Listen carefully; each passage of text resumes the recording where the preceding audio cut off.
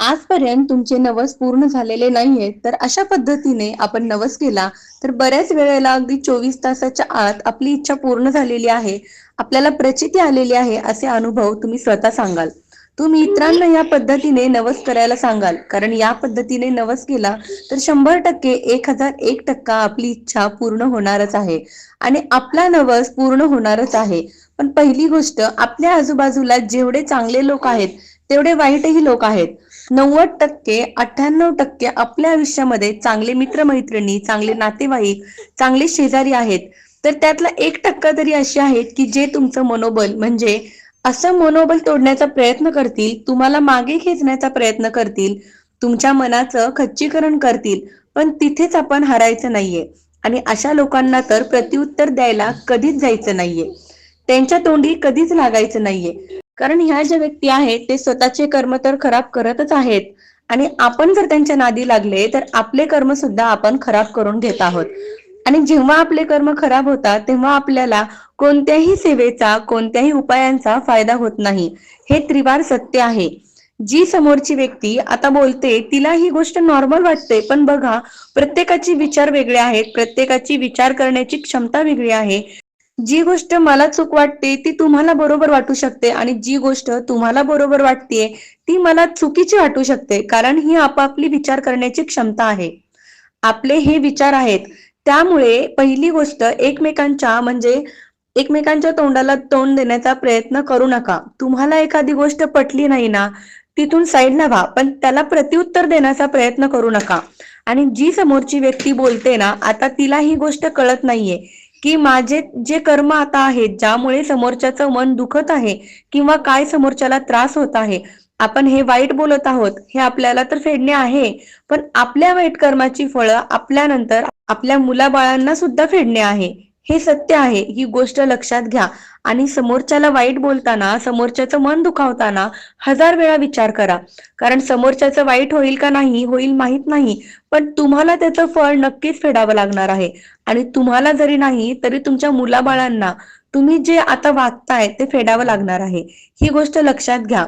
आता बघा, जेव्हा म्हणजे आपल्याला एखाद्या देवांना नवस करायचा असतो, स्वामी असतील, गणेश भगवान असतील, महादेव असतील, श्रीकृष्ण असतील, कोणीही, आपण ज्याही देवांना मानतात, ज्याही गुरूंना मानतात, त्यांना आपण या पद्धतीने नवस करा. 100% आपली इच्छा पूर्ण होईल. पण पहिली गोष्ट ही, याने गुरुचरित्राची सेवा केली आणि त्याचं एवढं सगळं चांगलं झालं, मी पण गुरुचरित्राची सेवा करणार. कुणीतरी अमुक आहे, त्याने महादेवाची सेवा केली, त्याची इच्छा पूर्ण झाली, आता मीही महादेवाची सेवा करणार. याने श्रीकृष्णाची सेवा केली तर त्याची इच्छा पूर्ण झाली, आता मीही करणार. पहिली गोष्ट, तुम्ही हे सोडून द्या. तुम्ही सुरुवातीला हे ओळखा, आपल्या मनाला विचारा की माझं श्रद्धास्थान कोणतं आहे, माझा विश्वास कुठे आहे, ज्यांचं नाव घेतल्यावर माझं मन एकाग्र होतं, मला कोणतेच विचार माझ्या डोक्यामध्ये येत नाहीत, आणि ज्यांचं नाव घेतल्यानंतर माझ्या डोळ्यात पाणी येतं की ह्यांचं आणि माझं कुठेतरी नातं असं आहे, मला वाटतं, ते तुम्ही बघा. आणि ते देव, आपल्या श्रद्धास्थान तुम्ही ओळखा. बघा, देव तर सगळे एकच आहेत, देव एकच आहेत, पण त्या देवांनी वेगवेगळे अवतार घेतलेले आहेत. तर तुम्ही कोणत्या अवतारामध्ये, कोणत्या देवाला तुम्ही शरण गेलेले आहात, आणि म्हणजे अगदी त्यांच्याकडे बघितलं, त्यांचं नाव जरी घेतलं, तुम्ही भावुक होत आहात.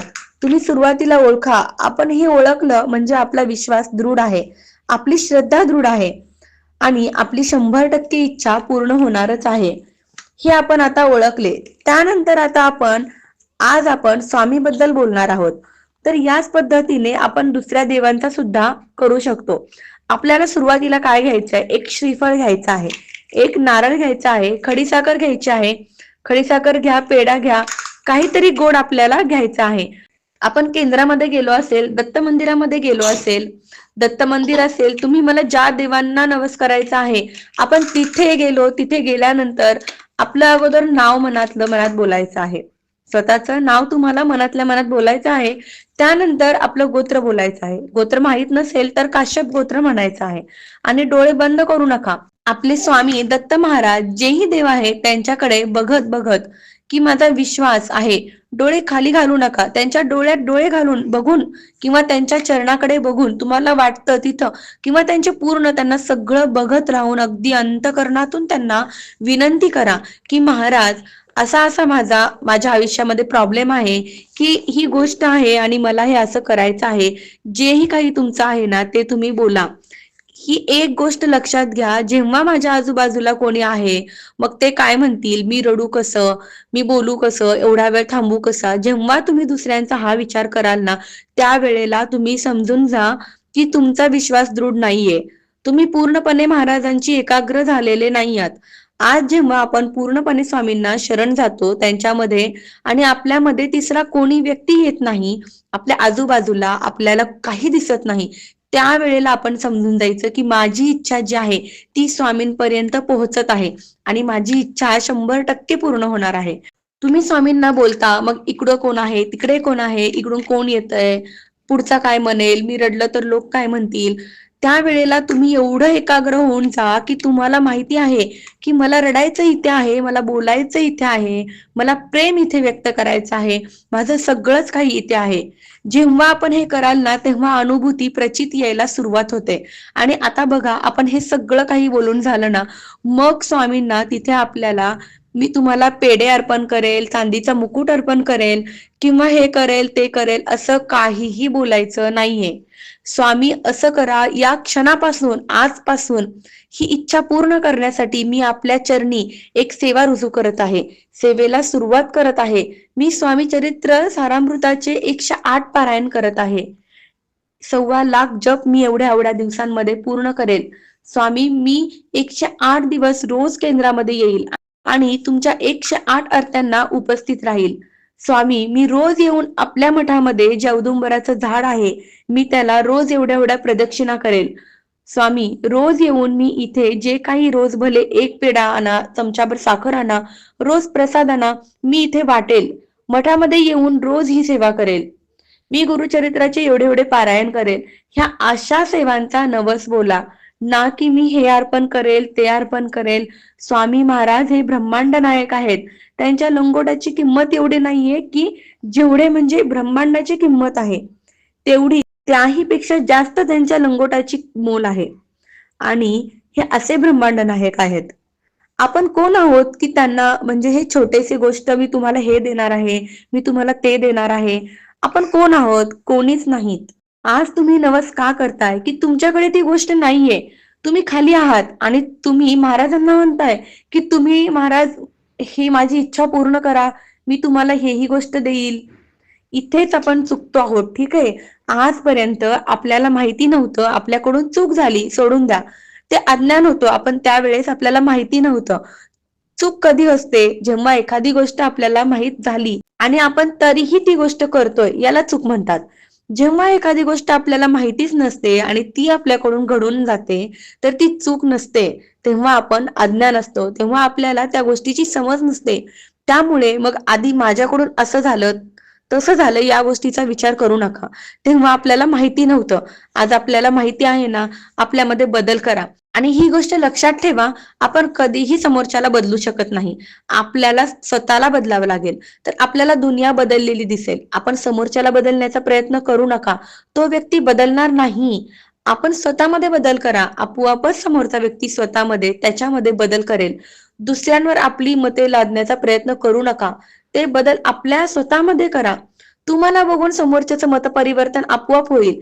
ह्या ज्या गोष्टी आहेत, छोट्या गोष्टी असतात ना, ह्या गोष्टी लक्षात घ्यायच्या. आणि अमुक व्यक्ती मला त्रास देते, ती व्यक्ती मला असं बोलते, ती व्यक्ती तसं बोलते, तर बघा, चोराला समोरचा चोरच दिसणार आहे, वाईटाला समोरचा वाईटच दिसणार आहे, पिणाऱ्याला देखील समोरचा पिणाराच वाटणार आहे. तो त्याचा दोष आहे, तो आपला दोष नाही.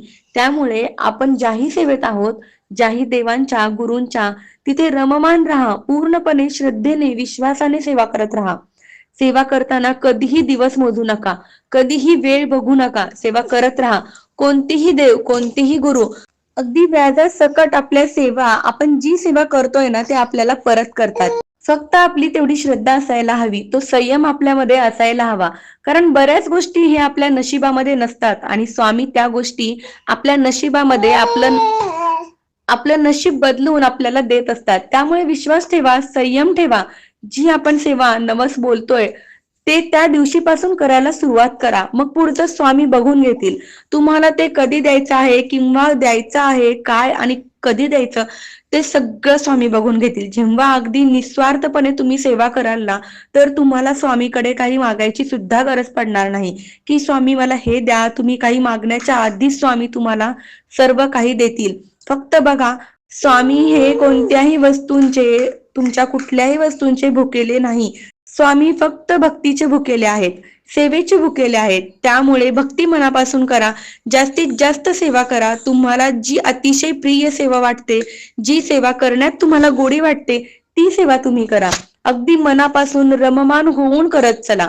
त्या सेवेचा नवस बोला. अगदी ती सेवा पूर्ण होण्याच्या आत 100% आपली इच्छा पूर्ण झालेली असेल. आणि आपली इच्छा पूर्ण जरी झाली तरीही आपण जी सेवा बोललो आहोत, मी एवढी एवढी सेवा करेल, ती सेवा आपल्याला पूर्ण करायची आहे. सेवा करत असताना त्याच्यानंतर सेवा चालू ठेवा. गावाला गेल्यानंतर सेवा तुम्हाला शक्य असेल तर करा, घरी करा, पण ती सेवा पूर्ण करा. म्हणजे स्वामी सुद्धा आपल्याला नशिबात ज्या गोष्टी नाहीत त्या आपल्याला देतील. अगदी साध्या सोप्या पद्धतीने आपल्याला बोलायचं आहे आणि सेवा आपल्याला करायची आहे. श्री स्वामी समर्थ.